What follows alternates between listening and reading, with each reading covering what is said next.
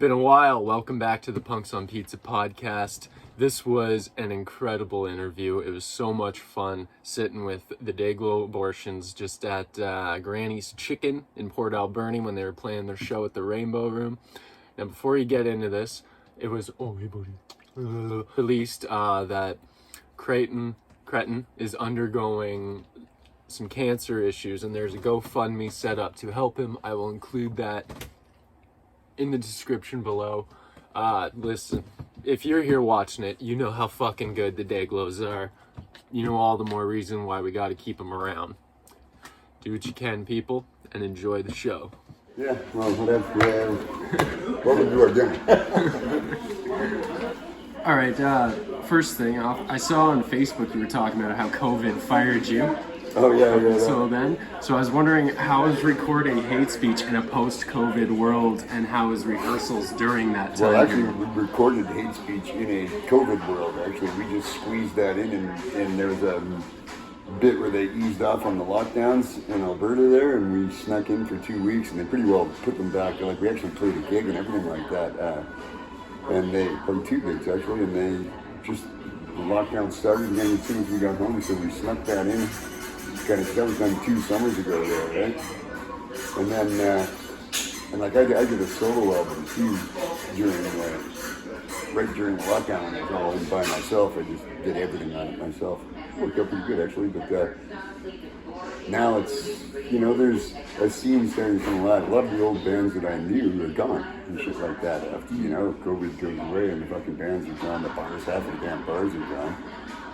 And but it's coming back now. For every band that disappeared, there's a bunch of young kids that are just ass kicking good too, rather than doing all their homework on YouTube and shit like that. And they're all fucking some really good musicians, which is cool, So things are still happening, and the bars are coming around. We've gone right across the country once. Beginning of the summer there, we went all the way to Halifax, and after that again, we did Spider around and all that shit. So we're just getting all of the smaller. Our plan right now is to do every tiny little town in Canada, 2 weeks on, 2 weeks off. We're going to go to an area and get all the towns around there, and then for 2 weeks, then we'll take 2 weeks off. And just keep doing that. So the summer comes along, and in the summer we're going to Europe. And we're on the Rebellion Fest and signed up with these guys, MAD in Europe, that are a good booking agent. And it's going to be a good summer. That'll be cool. Things are looking up. After 2 years off, that was ridiculous. At fucking my age, I was thinking, I might as well just pack it in for fuck's sake. No, well, I know we were talking about it before that. I saw you play the Farm last year. Right. Were there lots of unorthodox sort of venues during that time period that you were able to get to? There was a few. There was that Halloween party, was just fucking incredible fun. That was so good. Victoria's pretty nice. Got a nice place there and everything like that. And then there's we did another one. We did that one with Trevor just north in Nanaimo, like on Indian res land, and it was, that was killer too. That was really good. And there was a couple of odd ones like that. Not much though, I got fucking vaccinated, which I didn't want to fucking do, but I did it because I wouldn't have been able to travel, and I figured I'm not going to be able to play shows. I got one fucking show, two. One little dicky show in fucking Victoria, Phoenix, and then one show in Quebec, and then the show in Quebec, I just couldn't have caught the plane to the show because they fucking stopped the mandates that fucking day, and I did it so I went and got it. I got the negative reaction. I'm having it right now. This fucking big weird welt that goes up right there, fucking now and then. Had it ever since the vaccination, and I don't know. It's like something fucking lymphatic cancer bullshit or some shit like that. I don't know what the fuck. In Quebec, was that with ripcords? Oh yeah, we did a bunch of shows with them, and that was really good too, because they sort of escorted us around some smaller towns in Quebec, which is hard for an Anglo band to get out there into the suburbs and shit like that, really. Sure. And that was cool hooking them up, and we do good in all those places. We're kind of lucky that way. On the topic of venues, I was wondering, what was the first venue that you felt like you got your chops at, that you started to really get it together? Well, I mean, back in the day, fuck, we played like the Smiling Buddha, the old Smiling Buddha and shit like that, and some really trippy places actually, because like in, we got, I guess when it went out of the womb, when we get out of the womb, we got reviewed in Maximum Rock and Roll magazine, and they fucking were billing us as Canada's answer to the Angry Samoans. And these guys ended up booking us like in '82. We fucking did a tour right down the west coast into California with the Angry Samoans there, and played like 4th of July in San Francisco at Mabuhay Gardens and stuff like this. This was back in the fucking early days of punk, and like the San Francisco fuck-ups were on the fucking, and Fang was on the fucking same bill and everything like that, and it was just out of hand, you know. Those guys were old guys, and we were down there then. It was like I was a young fucking kid. I was 22, and the fucking those guys are all in their 30s. You know, one of the guys worked for Rolling Stone magazine and shit like this. And it was pretty good though. I mean, that was some good shit down there. And you know, in those ones, we were getting so stoked to play because it was those were killer shows. You know, every one of those shows with the Angry Samoans was just fucking awesome. And funny shit happening there. I remember this one in. Where was it? It was in, what's the capital of California? Is Sacramento. Yeah, it was in Sacramento, and this fucking black kid kept tying my shoelaces in the fucking mic stand.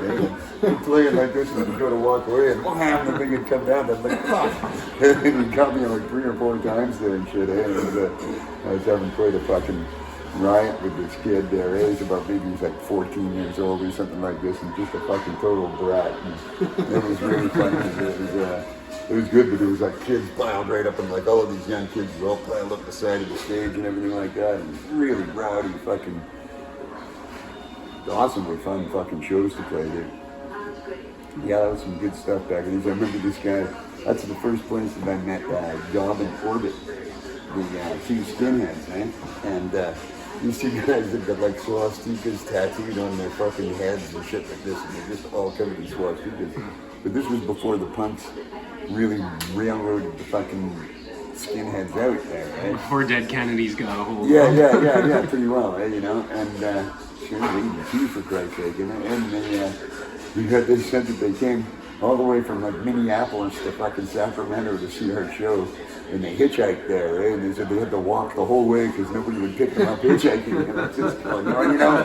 I'm thinking, you know, like looking at these 2 guys just going, you know, I don't know, the swastikas, you know, that might deter people from picking you up hitchhiking and shit like this.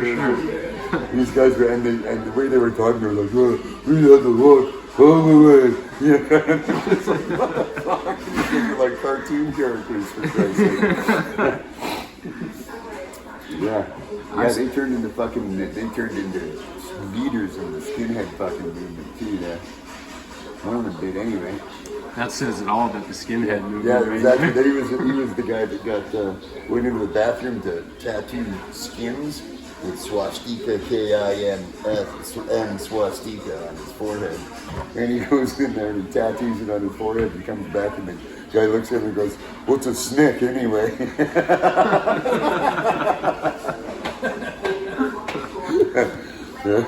My dad saw that guy on the bus in Toronto. Yeah, that's where he used to live in Toronto for a long time. Yeah. Yeah, fucking what a nut. It's just like, that's like bragging about how stupid you are right there, just about, you know. Although my son fucking got sucked in by that. He got his whole back piece done by Dustin Schwam. He had this huge back piece of the Dayglo skull. And it's got some, I can't remember what it says on there.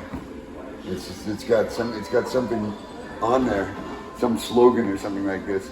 And he fucking looks at it in the mirror. He goes, "Oh my God, it's backwards!" He goes storming over to Dustin's house. And he weighs like 300 pounds. He's fucking huge. And he's storming into Dustin's house. "Oh my God, fuck me up." He's accusing him of pulling a prank on him and shit like that. It's a mirror, bro. And he's like, "Yeah, it's a mirror." And he's like, "Oh, geez. Oops. Justin's kind of fucking. He puts his tire. Oh yeah, no, totally, yeah. It's fucking like Justin's one of those guys whose emotions are right out there in the front today and shit. Probably from years of child abuse and stuff like that, I'm sure. But Now, I've seen you a couple times in Peterborough at the historic Red Dog. oh, the Red Dog, yeah, with the fucking world's most name-dropping sound guy. I was wondering how far you went back with the Red Dog. Oh God, we played there lots of times, you know, and there's something creepy going on in the basement of that place, I tell you. Fucking, you got like these weird torture S&M, BDSM racks and stuff like that up against this wall. And it kind of smells like poop and stuff like that down there. I'm thinking, there's something creepy going on down here. It's probably the backup. Like the Scheisenhausen or something like that, you know, I don't know. That's all Mike Stone. That's all Mike Stone. That's giggling for the bus there is really good. No, yeah, no, it's a good stage to play on and everything like that, and we have good nights and bad nights there, you know, but it doesn't matter, I don't mind playing there and everything like that. It's, the good night, bad thing, it doesn't really matter, it's always fucking fun anyway. God knows we need to practice, we need to fucking practice here, so it's like, yeah, if there's nobody there, we just call it practice night. Yeah. All right, we were talking about this a bit. Punk Fest, now Spider Fest. Tell us about how you met Spider and your thoughts on how the event has changed. Met him fucking God years and years ago, man. Just sort of randomly at one of the punk gigs. I mean, he kind of stuck out like the dog's balls there, really. He was all with his rainbow hair and shit, and being extremely tall and extremely gay, and being also exactly like this guy Robin. It was one of our friends. This little chicken hawk too, eh? And had the hots for Bonehead there back in the day, and fucking. But they were like twins separated. Well, you know what? If he was here, he could defend himself. But it's not so. Yeah, no. Because I know it's true. Yeah. But anyways, he fucking. I can tell you some stories that curdle your blood. I tell you. But anyways, I thought they would. They were like twins separated at birth or something like this. Except the one guy, Robin, he's a fucking like a teacher in school, and he's all pretty straight-laced and dresses real straight. Although he's very far from that. And then and the other guy's all just rainbow hair and the whole fucking thing and everything like that. And they actually did finally meet in Montreal, and they looked at each other like, "Who the fuck is this idiot?" You know, and I was just, I could see they were absolutely hating each other. When they were exactly the same characters and everything, they spoke the same, everything was like super funny, but I was just like, God, you guys are fucking weirdos anyway. But, yeah, no, met him, I mean, he always had like kept his place open for all of the young travelers and shit like that, and there was no fucking weirdness going on in there, but I totally ruined the goddamn CBC documentary about Spiderland and shit. Because this fucking guy goes, he wants to interview me for it. So, okay, so I go into the cathedral, right? He's got rented the cathedral and shit, and sitting there, lighting and everything like that, and do the interview. And like his first or second question, so why do you think the people of Miramar were so against Spider? And I just said, I don't know. Maybe it was just because there was some old gay man had a bunch of young kids hanging around and stuff like that, and one of them died, you know. There's lots of drugs and everything. I mean, there's pretty obvious what sets them off, for the fuck's sake. And the guy just goes like this, and he's like, and that was it. He ended that was it for his documentary. And I was just like, well, dude, I mean, what do you want me to say, for fuck's sake? Did this guy not notice that? That was what it was. And Spider, you fucking hide it. He was a retired drag queen, for Christ's sake, you know? I mean, the guy never turned it off or anything like that. It was, and I mean, he wasn't ashamed of who he was or anything like that. I don't think anybody else should be either, really, because he wasn't like lecherous in any way to the fucking people. He was fucking happy for the friendship, and it was a fucking pretty awesome community he put together, really, you know? I mean, you see, like they're playing, everybody's ripped to the tits and stuff like that. There's absolutely zero security. There's like, and everybody says, dude, there's a little bit of this and that going on, but not a chance. And, you know, everybody's buddies calm them down and shit like that. The behavior of the people there completely ripped out of their heads at possibly the moment where they could behave the worst. They're behaving just fucking fine, you know, whereas the rest of the world doesn't seem to be able to do that fucking for a second, you know, and it's like, So, you want to judge the quality of the community, you look at its feeling of, connection that people have with each other and everything like that. Fucking everybody east of Winnipeg that I cared about was in front of the stage when I was playing there pretty well, So there's a community right there. It's fucking, and a real decent one as well, too. People who are looking out for each other and the whole fucking thing, and there's kids and there's everything going on, So it's, he started something pretty rad, and it's, the rest of the world could take notice of it, really. I had heard that Punk Fest back in Marmor in the day would see crowds of like 1,000 plus, and it was get up there like around 1,000 people or so, and it was nutty too, because we used to call it PCP Fest, or Poo Fest, because the French Canadians like to call it Poo there, and or mescaline. The fucking PCP that they had that guy figured out to make there. And that guy was at Spiderland when we were there one time. Me and him come walking down the road, he's got a van, and he's got like fucking lab going in the van, and he's just making the shit right there. And as we come walking on down the road, going to the back door of the van opens up, the guy goes, "You need to eat this," and he holds out like this golf ball sized fucking chunk of just waxy looking stuff, And I looked at it and it's like, whoa, and I split it with Hung. I figured we'll do half of it each, and we were just absolutely fucking dying. And we get back to the bus, and this is so good. Like Jamie Goof was with us. He's like 700 pounds, kind of shit like that.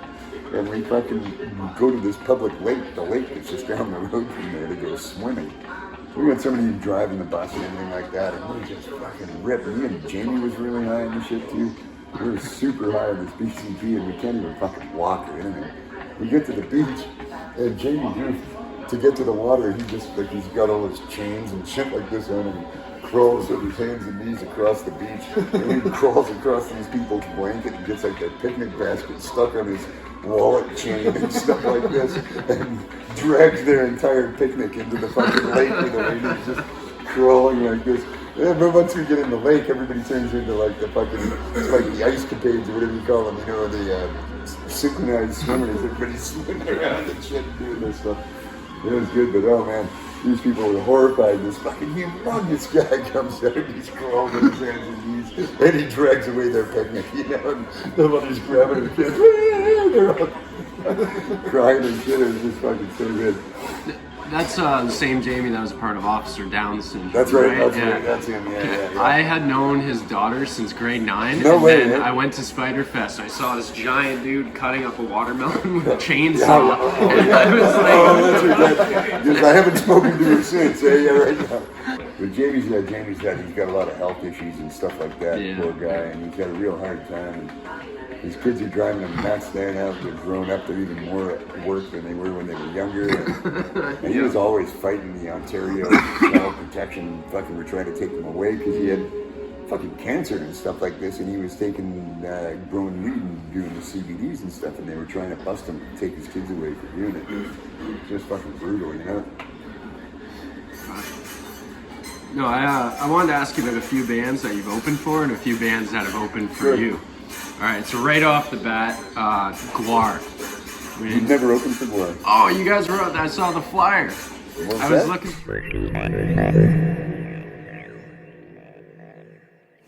through the flyers you had on the website, and it's Guar and Dayglo Abortions. Oh, maybe there was one, because it was, I wasn't there. I want to say, 94. And it was way back in the, it was Spud was actually singing on that trip. That was right when my kid got fucking born, and I didn't go on that trip. And that's when they met Guar down in, that's from Guar's hometown, now in Richmond, Virginia, whatever it is. Yeah. And they were fucking, like Bonehead was good buddies with fucking Broccoli and shit like that. He's was a super rad guy. I know a bunch of my friends who are really good friends with him. And I just fucking met him, actually. I was fucking on the guest list in the Vancouver show there, the last one that he played.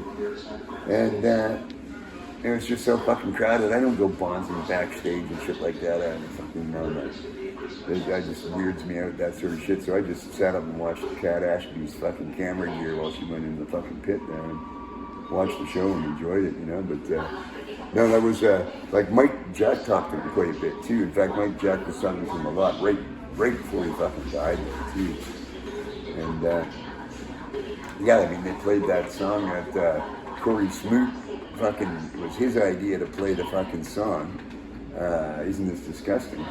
And then he died that night, apparently, for fuck's sake. And yeah, and I mean, those guys, you know, they like doing their shit, you know, and stuff like that. And you know, when you get to a certain point, a little bit of down at the end of the fucking trip will fucking calm you right down and take the edge off of the stress of the road will be gone. And it can be more than that. It can take the fucking more than the edge off of things, you know. And as they found out, I think they might have been early victims of fentanyl, possibly, or something like that, you know, because it's not like they were idiots or anything like that. They fucking knew what they were doing. That's the biggest problem. Is that's the source. a tragedy. Yeah, it's a fucking tragedy. Well, the fentanyl is fucking so potent. The only people that can really handle it are the fucking hard addicts. Yeah. And even then, they get taken out every now and then. You know, I mean, that's a tough one, and it's a little close to home for me too. You know, so it's I've gotten deep into that culture. It turns out, not because of myself. But anywho's. All right, similar vein. Again, I didn't check the year. You might not have been there, but the Mentors. Oh, the Mentors? No, we never played with the Mentors.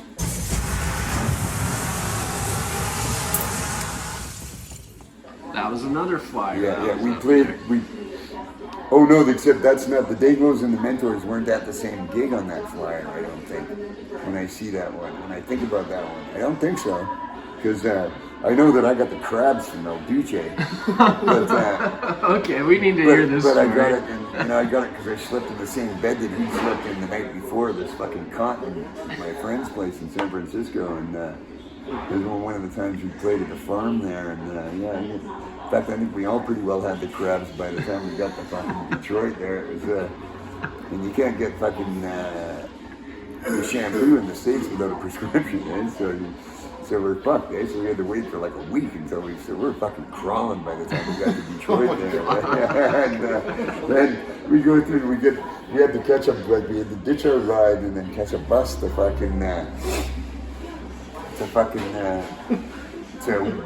Windsor on the other side, eh?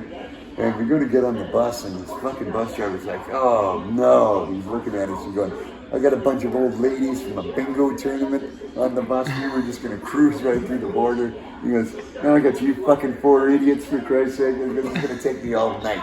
I'm not going to be home. I was hoping to be home for dinner, you know, and shit. So whatever. So they come home and they look on the bus. They take their ID. And sure enough, you 4 guys come with us. Eh? So we go out there and fucking, it's like, we just played in Detroit the night before. And this guy gave me this magazine called the Illinois Enema Band. Because it's like the same name as the Frank Zappa song there, eh? And it's got like the front cover, it's got a picture of this, like, it's like a black and white front cover of this really fat woman with a garden hose stuck up her ass, and this fucking guy's got like a bike pump or something, and he's pumping it up like this, eh, on the front cover and shit. And the guy opens up my bag, and she's like, whoa, like that. And he pulls it aside and starts rummaging around, and he's going, yeah, I'm not sure what's in there. You could dig around if you like, you know. He goes, because I actually know exactly what's in there, and it's about 100,000 unexpected guests you're taking home for dinner tonight. You know? Boy, somebody's having some unexpected company, you know. So you never met him? Just got the crabs? Well, yeah, and then Nev's next, right? Nev's got like one of those Adidas jock bags with a handle like this, and he fucking puts it up on the thing.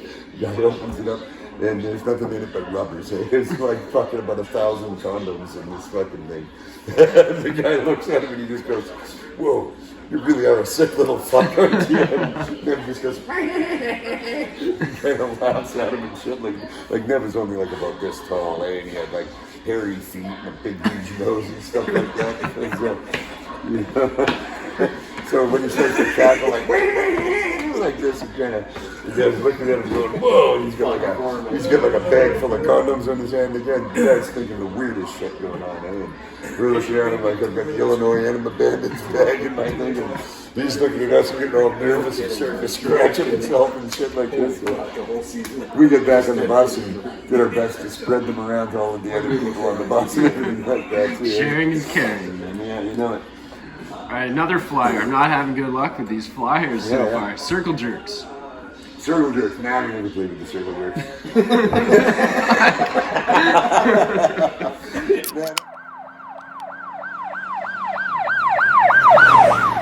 Man, not a million years. Nobody would play with the circle jerks. That'd be ridiculous. Yeah. There you are there. Thanks, man. All right, a few bands that I know have opened for you. Antics from Peterborough, Ontario. Antics. Yeah, I remember that one for some reason. You're good at the names, Mark. Antics. You remember that? Yeah, I remember that one. That's not that long ago either. I don't We think. played them in Toronto, I think, right? Peterborough. Peterborough. Maybe in Toronto, but Oh, definitely no, yeah, the Peterborough. Antics, that's the one with that guitar player dude. There's one with Isn't it? olives on it. You ordered a pizza with olives on it. Yeah, that's one. Both of you guys? There you go. Isn't Antics the one with that dude who's the really ripping guitar player guy? Oh, maybe, yeah. Steve Brasher and You're like yeah. Green Peppers, Yeah. wasn't it? I don't know. I think you did. I think I remember Yeah, looking yeah. at it. It's Green Peppers. Just ordered more. And from Listowel, Ontario, Chachi on Acid. Ooh, I remember that one too because of the acid. It's about the only thing I remember in the names. Somebody on acid. Lead vocalist Nib Arcola, real confrontational with the Where's- crowd. Where's the, where was that at? I don't This recall is where he said, but recently, he's isn't it? from Listowel. That would have been late 2010s. So Late 2010, okay.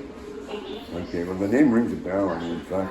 no, I remember when I caught them. That shit until it really starts to blur after a while though, man. I mean, there's... Fair enough. I'm sure there's I've been got, plenty of I bands. mean, I do collect a lot of the music that I get from bands, though, that we played with, because fucking, I mean, I sort of religiously like to watch the local bands play and stuff Not like only that, that. it's like the t-shirts, man. It's like my new, every time I get home, I got 4 new shirts. Oh yeah, well I know, I wish I could wear the t-shirts, the I'm wearing fucking like a jeans, maybe in the new millennium now that men can wear skirts and shit, I'll just start wearing t-shirts on the bottom too, because fucking...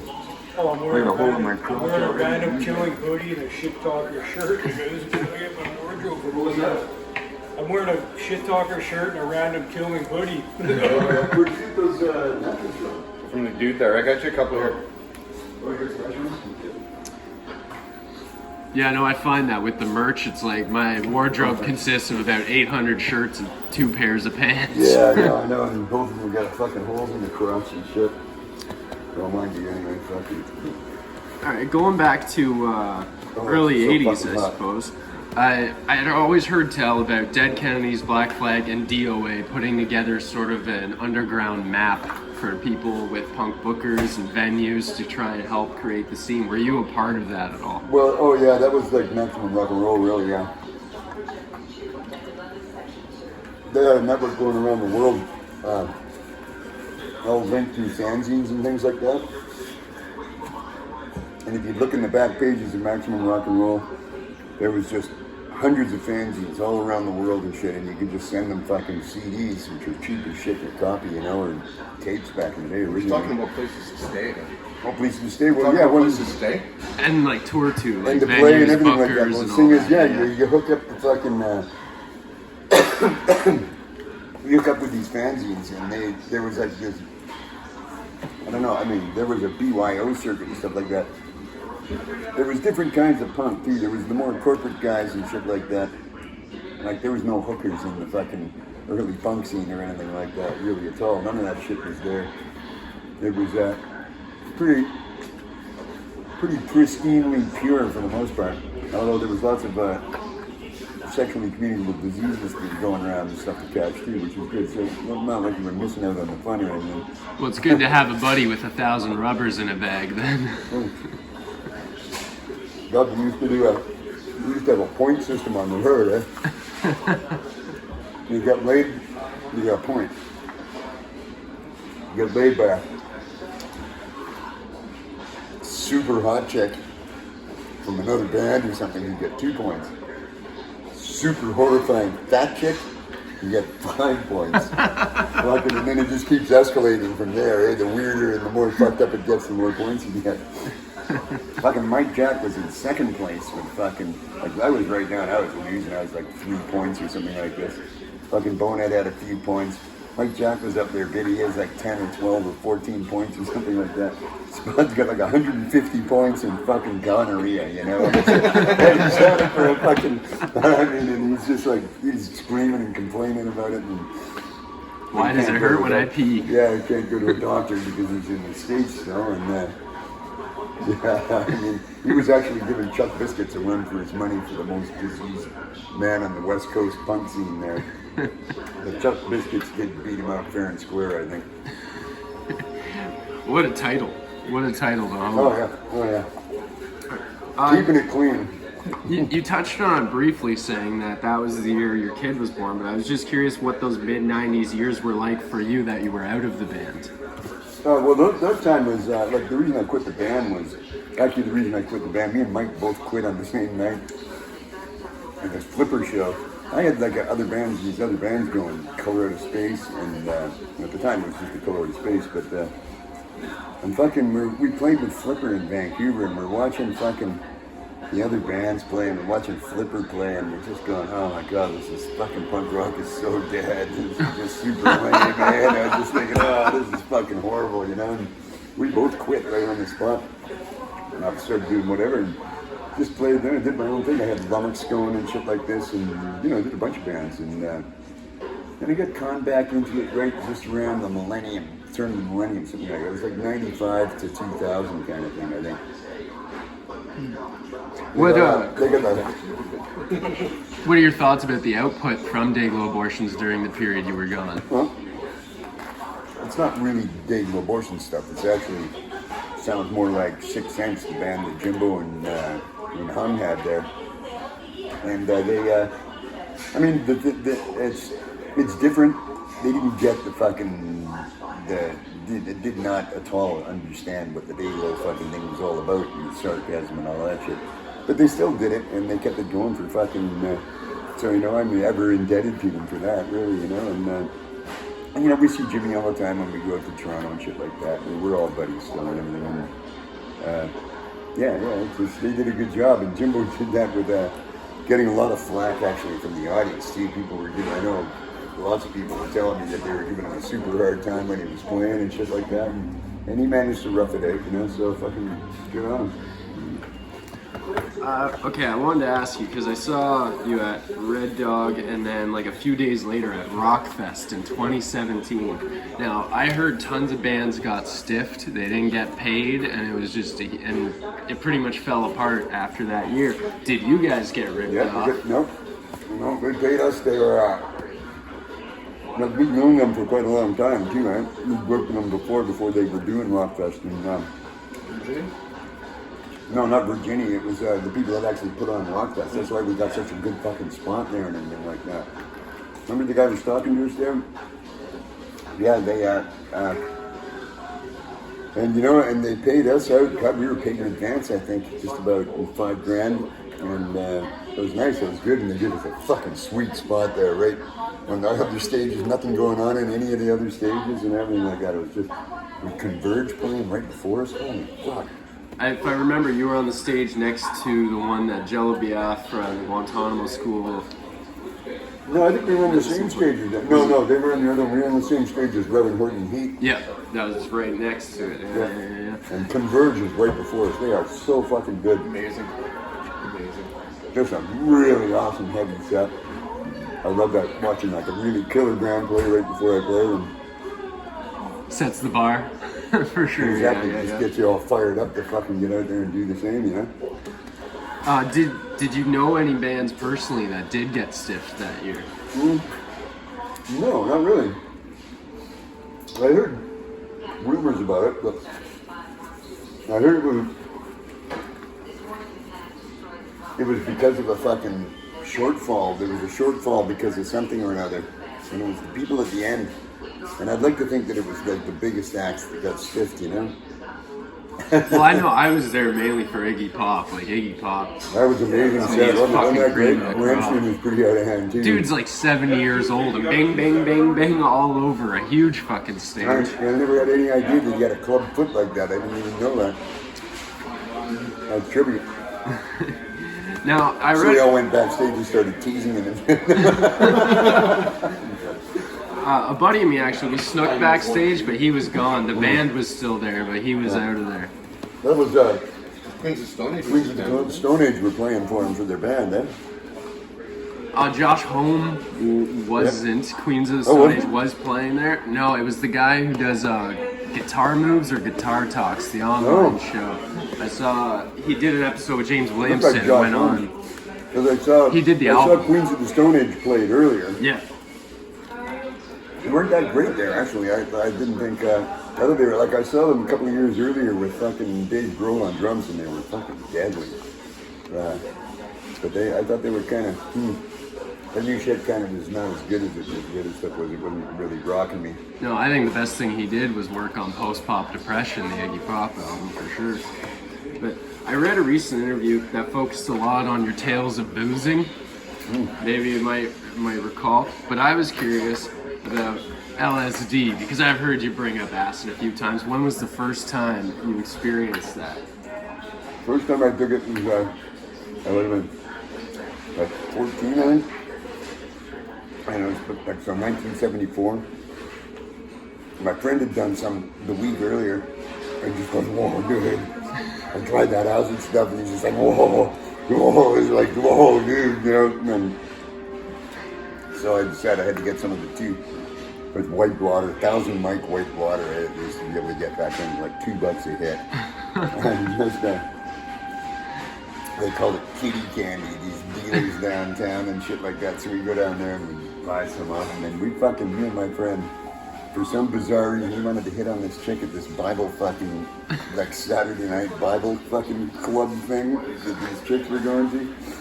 So we went to their Christmas party, and I can't remember why, but we dressed up like fucking Gene Simmons and Ace Frehley too, right? He was Gene Simmons, I was Ace Frehley, and we did acid, and went to their fucking Christmas party. And, oh my God, I was just fucking I was like, it was completely out of it.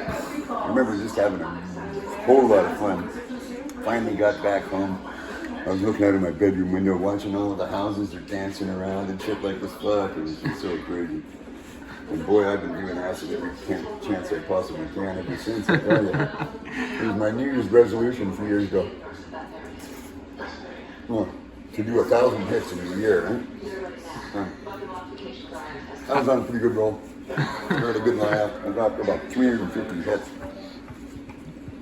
Which is around Easter time or something like that, so I'm fucking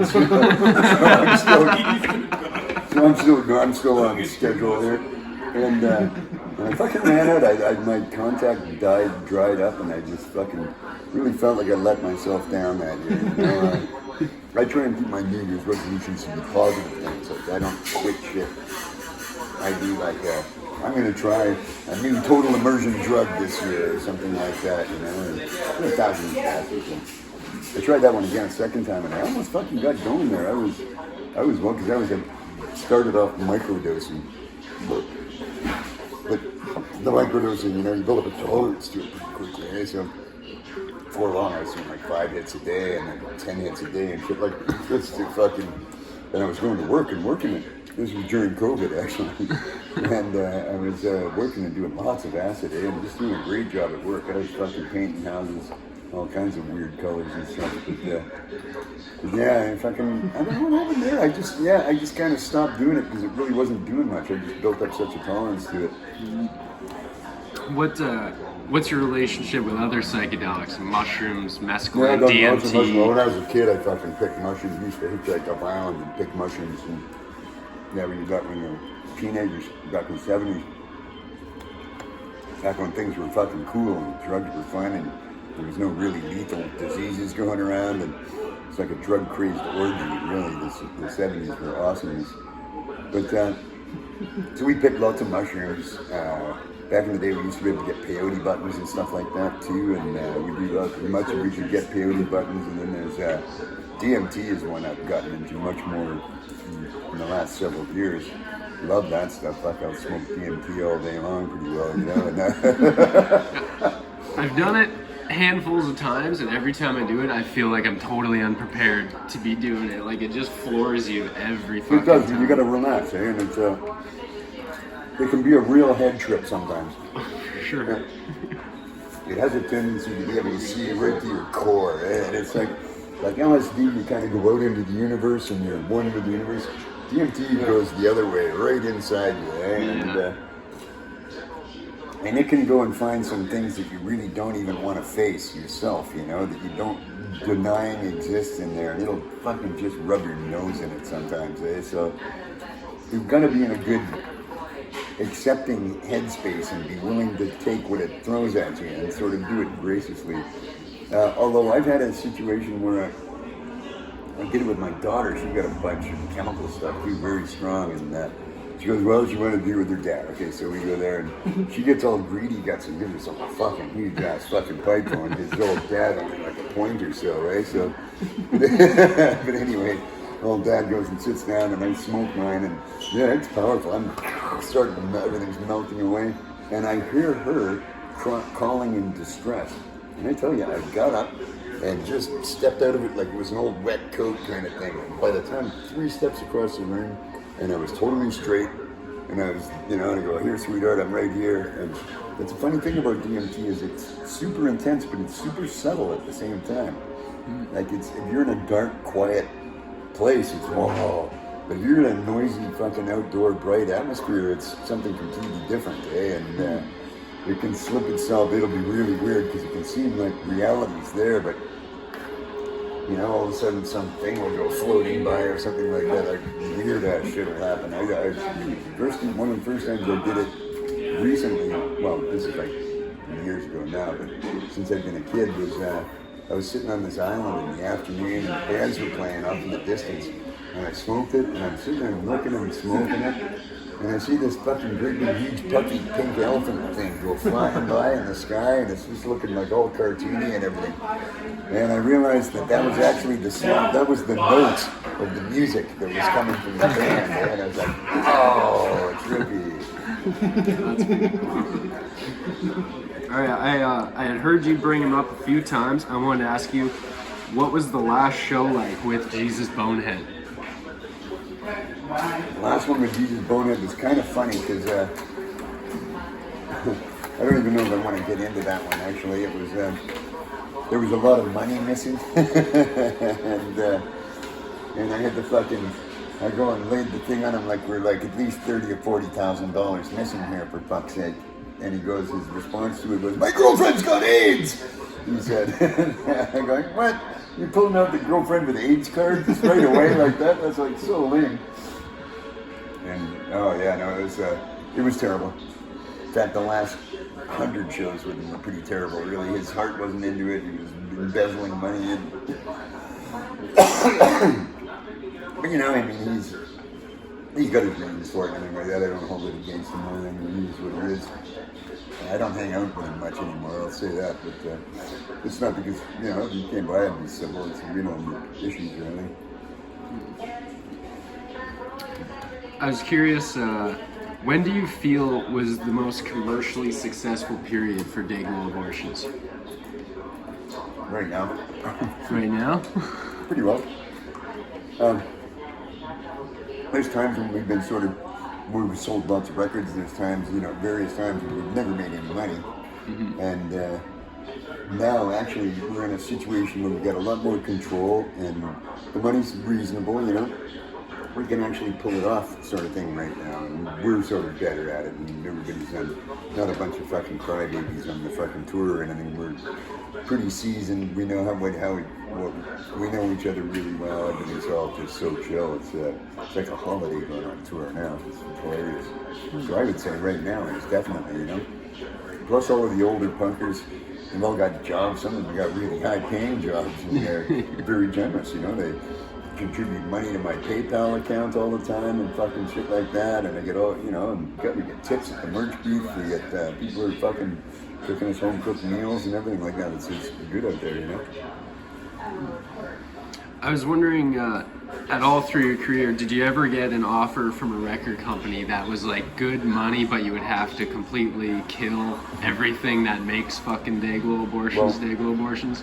Maybe even drop the name? Not with the Dayglo, it's because of one incredibly beautiful thing about the Dayglo Abortions is their name. And you can't sell anything with abortions in the name. So we're absolutely useless to any company for any kind of marketing. It's the guaranteed, and you're not going to be fucking endorsed by anybody name, because fucking abortion, it's such a hot topic. It's just about divided 50-50 right down the middle. There's not a fucking chance you couldn't sell condoms with abortions on the fucking goddamn things, So right there, no, we've never been offered anything. But there's been Bonehead used to play golf in this tournament with the CEOs of all the other record companies, and he was a couple of years in a row was partnered with the CEO of Sony Canada in this golf tournament. And Bonehead was brown-nosing up to the guy trying to see if he could fucking suck his dick to get fucking signed or something like this. And the guy told him that basically we have a bet. We have like money bet on you kind of thing like that. You're the only independent band that has international distribution. And we can't figure out how you've got it. But you're fucking you're in all of the places. Everywhere we go, you're already there kind of thing like that. They actually would phone us up every now and then and get one of their young startup bands a backup spot on one of our gigs where they could have some people in front of them and shit like that. And they were just sort of betting on how far we would go with absolutely no assistance, because we're not ever getting any assistance from the record. I mean, we're both totally giving them the finger all the way. That was, with the anti-corporate message is probably the strongest thing in the Dayglos, and at least it's supposed to be anyway. And the fucking, so that's about the way it was. I did get offered one for my other band, The Color of the Space, and fucking I told the guy to fuck off. It was, he said, your songs are a little bit windy, we'll have to edit them out. It's just like, fuck you. Walked away and fucking, I might have should have put that one up to a vote to the other guys too, but that would have changed my life at the time too. That was SST, he wanted us to go down to California and record and all that shit, so. And considering our drummer died a couple of years later, it's just good I didn't, Although we could have milked his death, as well, too. On the topic of deaths, have you ever crossed paths with Gigi Allen?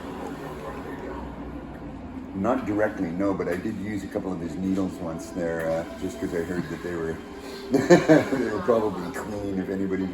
No, I do know some an entire band from Montreal that all died of AIDS because they were his backup band on a fucking trip.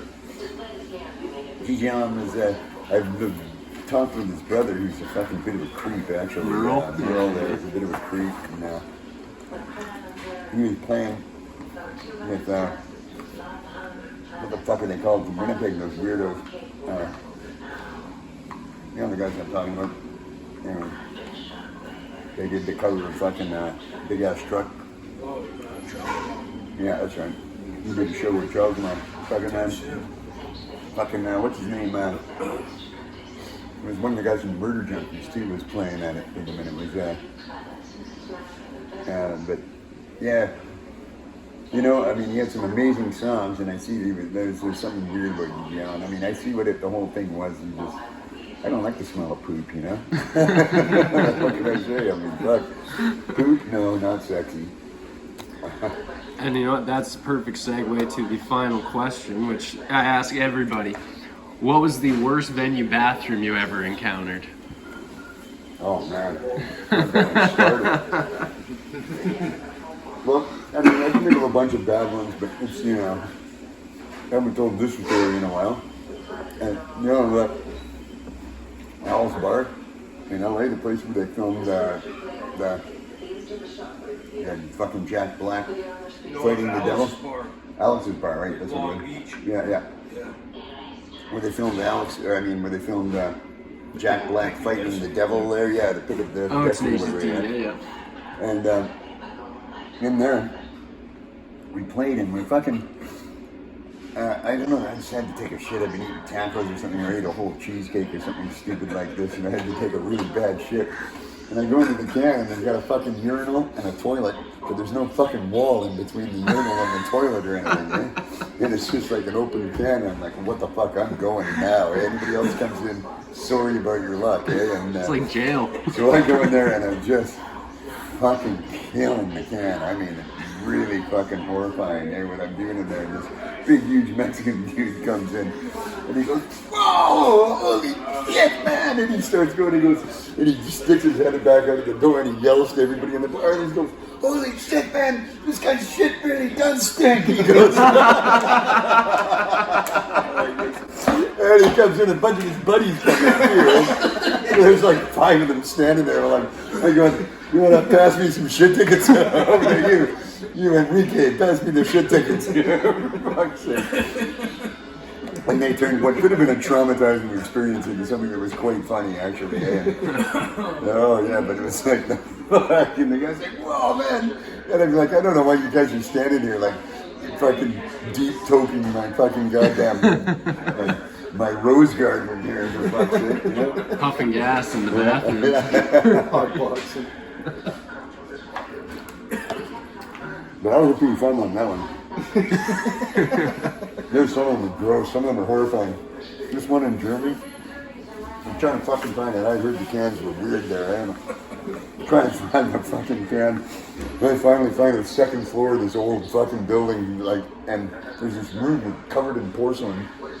Like about 6 or 7 people, men and women, and a dog or two, all standing in a pile, standing there drinking wine in the middle of the floor. And there's a couple of holes in the fucking floor with windows beside it. And I'm like looking around going, "Fuck, this is it, I gotta go," And I'm like, "Ah." I fucking have to take my pants right off because I gotta hang over this fucking hole. I thought I was gonna shit in my pants so I couldn't get them out of the way and stuff. And I take a shit, there's no shit tickets, there's nothing, man. I'm just like, fucking Jesus. Get my pants done up, and as I'm standing up, this fucking lady turns out, she goes, "No one has pooped in that toilet in 200 years. There's a Western toilet downstairs on the first floor." And I'm just like, "You fucking cocksuckers." Yeah, that was a bad one, that one.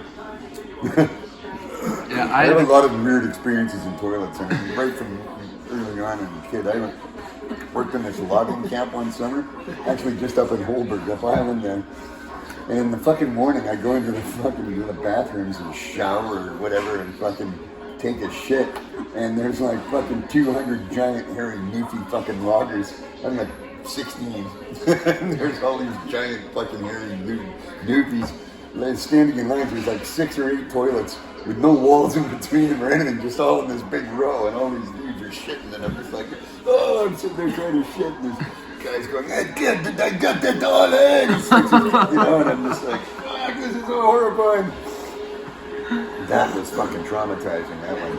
Then there was fucking Ms. Mann, my old PE instructor. Oh, she was bad news, man, doing the old reach around in the shower and shit like that.